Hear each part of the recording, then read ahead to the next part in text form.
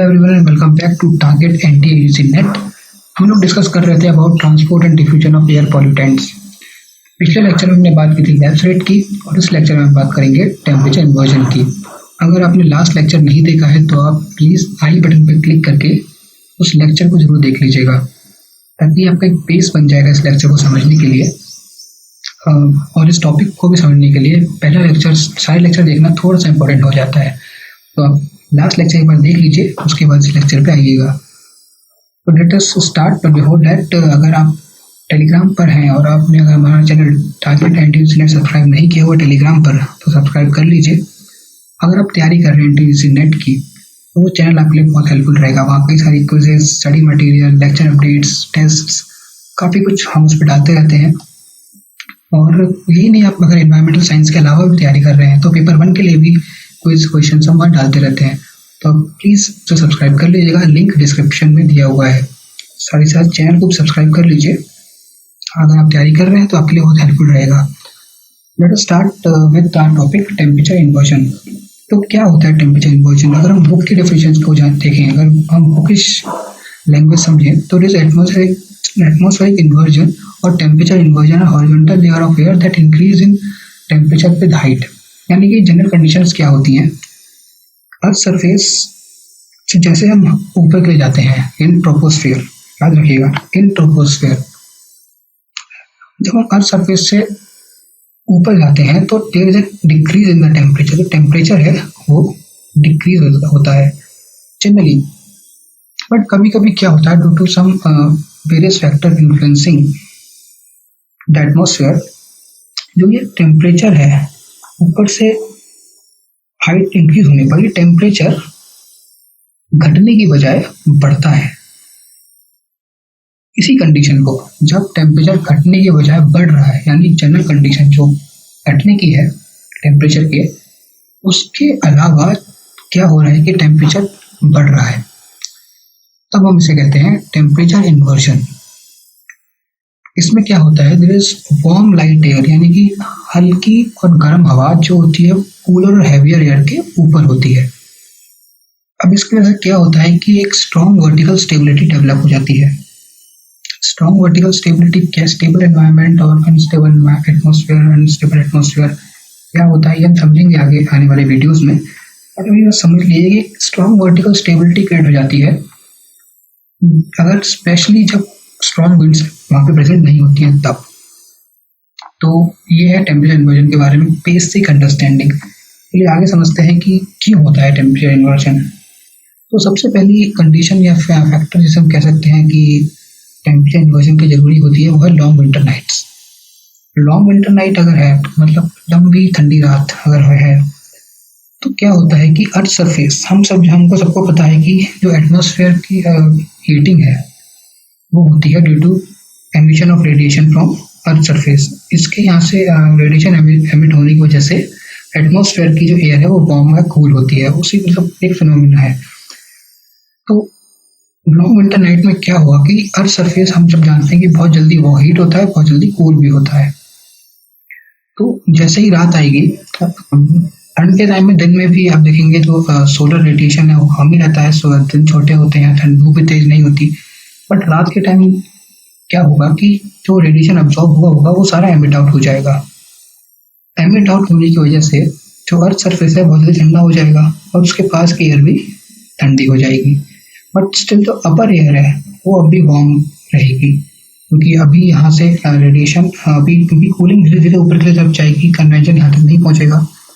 तो ये वाली एयर अभी वार्म रहेगी, नीचे वाली एयर इज कूलर। पर तो अगर हम यहाँ से ऊपर की तरफ जाएंगे तो हम पाएंगे कि यहाँ ठंडी एयर है और ऊपर जाते जाते एयर वार्म हो रही है। Then it is an case of inversion. तो दूसरी कंडीशन है उसके लिए क्लाउडलेस एंड क्लियर स्काई है। अगर मान लीजिए यहाँ पे क्लाउड कवर है, काफ़ी सारा क्लाउड कवर है, तो ये क्या करेगा, it act as a blanket. तो रेडिएशन को एस्केप आउट नहीं होने देगा, इसको यहाँ पे रोक के रखेगा। उसकी वजह से क्या होगा कि जो हीट है वो बनी रहेगी और इन्वर्जन नहीं होगा। तो इसकी कंडीशन जरूर है कि अगर क्लाउडलेस और क्लियर स्काई है तो भी इन्वर्जन क्रिएट हो सकता है। फिर है dry air near the ground surface, ये भी कंडीशन है। फिर slow movement of air, slow movement यानी कि मान लीजिए हवा नहीं चल रही, हवा चल रही होगी तो मिक्सिंग ऑफ एयर होती रहेगी। मिक्सिंग ऑफ एयर होने की वजह से क्या होगा, इन्वर्जन क्रिएट नहीं हो पाएगा। तो एयर का स्लो मूवमेंट भी बहुत जरूरी है। फिर आता है स्नो कवर्ड ग्राउंड सरफेस। अब मान लीजिए यहाँ पर स्नो पड़ी हुई है काफी सारी है, तो उसकी वजह से क्या होता है कि जो सनरेज आती हैं, स्नो का एल्बिडो बहुत होता है, तो सनरेज गेट रिफ्लेक्टेड बैक, तो अर्थ के अंदर हीट अब्सॉर्ब हो नहीं पाती है। तो when it tend to become cooler, तो उसके आसपास की एयर भी कूल होती है, बट अब अपर में अभी भी गर्म में हवा रहती है, देन इट क्रिएट्स इन्वर्जन। तो ये कुछ जनरल फैक्टर्स हैं जिसकी वजह से इन्वर्जन होता है, और भी कई सारे फैक्टर्स होते हैं बट इम्पोर्टेंट यही है। फिर हम बात करेंगे कि इन्वर्जन के टाइप्स क्या होते हैं। तो इसको हम डिवाइड करते हैं basically on the behaviour of mixing, मतलब किस तरीके से एयर मिक्स हो रही है। तो हम इसे डिवाइड करेंगे non advectional, advectional, frontal and cyclonic inversion. तो सबसे समझते हैं नॉन एडवेक्शनल। नॉन एडवेक्शनल का मतलब हुआ वर्टिकल मिक्सिंग, एडवेक्शन का मतलब होता है हॉरिजॉन्टल मिक्सिंग।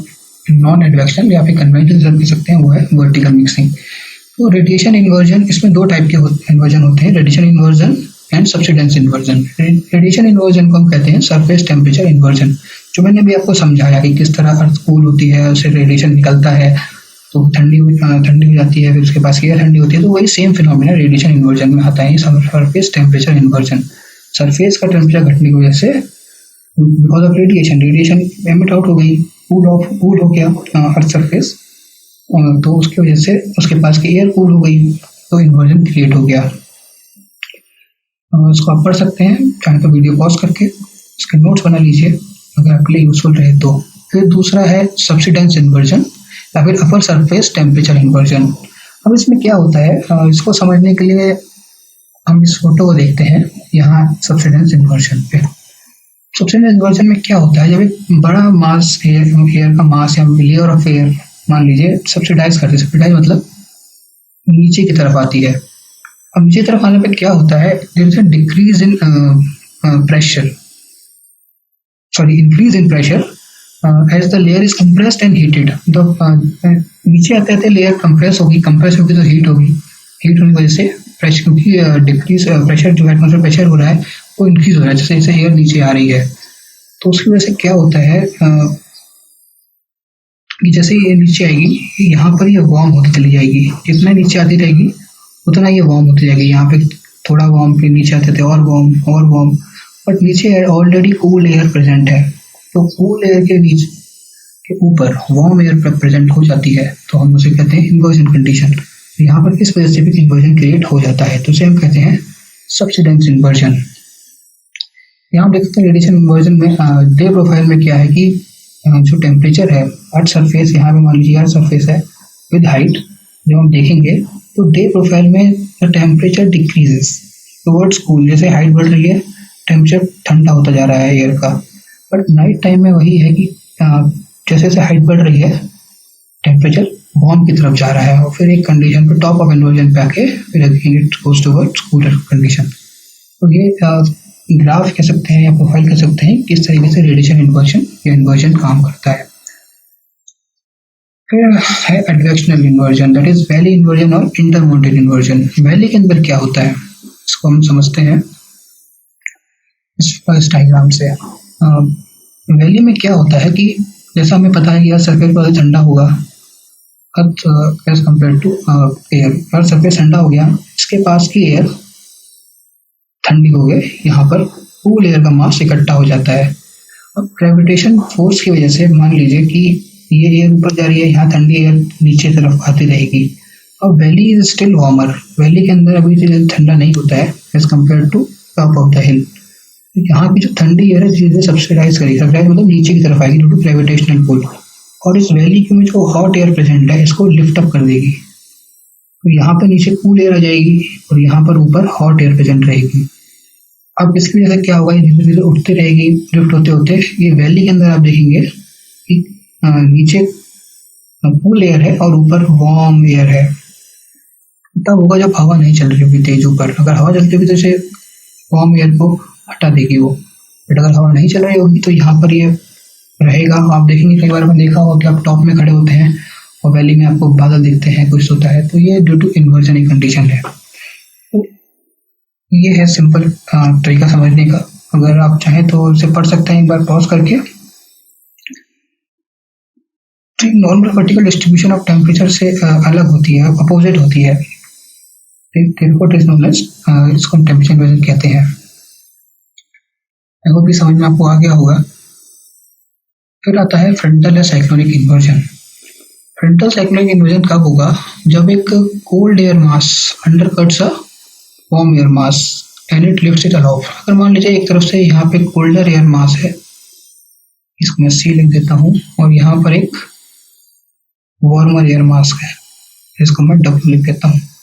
अब ये अगर एक दूसरे की तरफ आएंगे तो क्या होगा कि जो वार्मर एयर मास है,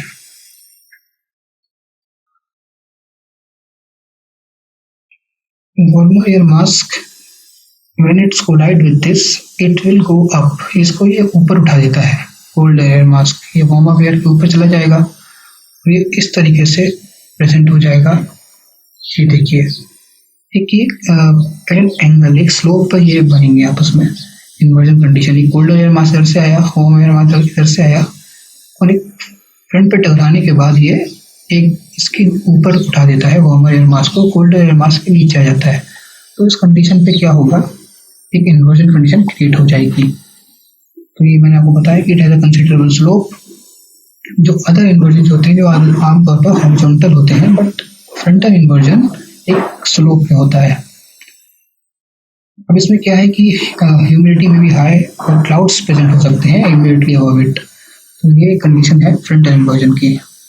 तो आई होप ये भी आपको समझ में आ गया होगा। देखिए नेट एग्जाम के लिए इन्वर्जन के टाइप्स और ये सब इतना ज़्यादा इंपॉर्टेंट नहीं है, ये फिनोमेना अपने आप में बहुत इंपॉर्टेंट है। कई क्वेश्चन न्यूमेरिकल्स इसके बेसिस से पूछ लेते हैं आप लोगों से, तो आप इसके फिनोमेना को समझिएगा, इस लेक्चर के थ्रू समझिए। उसके बाद थोड़ा मैं आपको जो हमारा टेलीग्राम चैनल है उस पर मैं थोड़े से क्विज और क्वेश्चंस और कुछ स्टडी मटेरियल दे दूंगा, आप वो जरूर पढ़ लीजिएगा। और कोई डाउट होता है मुझसे पूछ सकते हैं। फिर हम बात करेंगे रोल ऑफ इन्वर्जन की, मतलब इन्वर्जन क्या रोल प्ले करता है एयर पोल्यूशन में। जिसको हम पढ़ रहे हैं एयर पोल्यूशन जो टॉपिक हमारा मेन टॉपिक चल रहा है। तो inversion plays important role in determining cloud forms, precipitation and visibility. Inversion एक बहुत इंपॉर्टेंट रोल प्ले करेगा। क्लाउड कैसे फॉर्म होंगे, बारिश कब होती है, विजिबिलिटी के ऊपर। आपने देखा होगा दिल्ली के अंदर जो फॉग, फेमस फॉग है दिल्ली का, जो विंटर्स के टाइम पे हो जाता है, काफ़ी ज़्यादा वो धुंध हो जाती है, वो भी इन्वर्जन कंडीशन की वजह से ही होता है। ये एक तरीके से कैप का काम करता है। Cap on upward movement of air from the layer below, नीचे की लेयर से एयर के अपवर्ड मूवमेंट को रोक देता है। मान लीजिए यहाँ एक कंडीशन इन्वर्जन की बन रखी है, ये है वार्मर एयर, यहाँ पर है कोल्डर एयर। अब एक फैक्ट्री है जो यहाँ पे लगी हुई है, इसको एमिशन करना है कुछ। अब इसका एमिशन जो निकलेगा यहाँ से, ये इस इन्वर्जन तक ही जाएगा, उसके ऊपर नहीं जा पाएगा, क्योंकि ये ऑलरेडी वार्म है। और वार्म जितना वार्म, और ये जो वार्म एयर का पैकेट है, एयर पार्सल जिसे कह सकते हैं, ये ऊपर उठ ही नहीं पाएगा इस पॉइंट के बाद, क्योंकि इसका टेम्परेचर उतने तक उठेगा तो ये टेम्परेचर इससे कम होगा। जहाँ यहाँ पे टेम्परेचर ज़्यादा होगा ये ऊपर नहीं उठेगा, यहीं पर फंसा रह जाएगा। तो ये इस वजह से थोड़ा सा प्रॉब्लम क्रिएट करती है। फिर जो diffusion of dust, smoke and other pollutant है, वो भी कम हो जाएंगे, क्योंकि अब मान लीजिए सारा पॉल्यूटेंट ऊपर नहीं जा पा रहा है, यहीं फंसा हुआ है। ये हवा चलेगी तो ये फैलता रहेगा, यहाँ पूरे एरिया में इस तरह फैला रहेगा।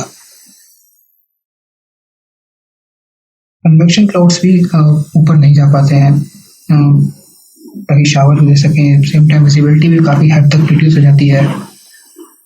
एब्सेंस ऑफ क्लाउड में भी क्या होगा कि डस्ट और स्मोक बंद आ जाती है, काफ़ी ज़्यादा इकट्ठी हो जाएगी इस जगह पे जहाँ पे इन्वर्जन नहीं हो रहा है। उसके बाद फॉग का जो कंडीशन है, फॉग भी बहुत ज़्यादा प्रेजेंट रहेगी क्योंकि इन्वर्जन नहीं हो पाया है। तो ये कुछ जनरल कंडीशंस हैं जिसकी वजह से इन्वर्जन जो है एयर पोल्यूशन को बहुत ज़्यादा इम्पैक्ट करता है। इसको और बेहतर समझेंगे जब हम आगे डिस्कस करेंगे स्टेबल अनस्टेबल, फिर हम बात करेंगे फ्लूम बिहेवियर्स की, उसमें हम इन्वर्जन का रोल को बहुत बेहतर तरीके से समझेंगे। अभी बस मैंने आपको एक बेसिक इंट्रोडक्शन दिया है इसका, कैसे क्या इंपॉर्टेंट है, क्या रोल है। तो अगली वीडियो आप जरूर देख लीजिएगा, उसमें आपका इन्वर्जन के रिलेटेड कोई भी डाउट होगा वो क्लियर हो जाएगा। क्योंकि देखिए एग्जाम में आपका इन्वर्जन पे क्वेश्चन नहीं पूछेंगे कि इन्वर्जन क्या है क्या नहीं है। नेट एग्जाम में जो पूछा जाएगा वो plume behaviour, plume model, plume behaviour, इन सब पे क्वेश्चन आएगा। तो वो तैयार करने के लिए आपको इन्वर्जन समझना था, बेसिक इन्वर्जन क्या होता है वो आपने इस वीडियो के थ्रू समझ लिया है। Thank you very much for watching this. Next video जरूर देखिएगा। एंड कोई भी क्वेश्चन हो, डिस्कशन फोरम जो हमारे टेलीग्राम पर है, चैनल पे आप जाएंगे टेलीग्राम चैनल पे, तो वहाँ डिस्कस का आपका ऑप्शन होगा, डिस्कस पर आप क्लिक करेंगे तो आप हमारे डिस्कशन फोरम पे पहुँच जाएंगे। वहाँ पे आप कोई भी क्वेश्चन रेज कर सकते हैं, उसका आंसर दिया जाएगा। That's all for today. Like share subscribe करना मत भूलिएगा। Thank you.